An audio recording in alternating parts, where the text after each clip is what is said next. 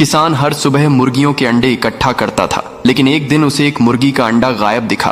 किसान सोच में पड़ गया, अंडा गया कहाँ? अगली सुबह फिर वही हुआ, अंडा गायब हो जाता। अब किसान रात को छुपकर निगरानी करता है। उसने देखा मुर्गी खुद अपना अंडा उठाकर ले जा रही है और जंगल में छिपा आती है। किसान ने मुर्गी से पूछा, तुम अपने अंडे क्यों छिपा रही हो? मुर्गी बोली, क्योंकि तुम हमें अच्छा खाना नहीं देते हो। किसान अब मुर्गियां को अच्छा खाना देता है। मुर्गी फिर भी रोने लगती है। फिर लाइक सब्सक्राइब नहीं किया।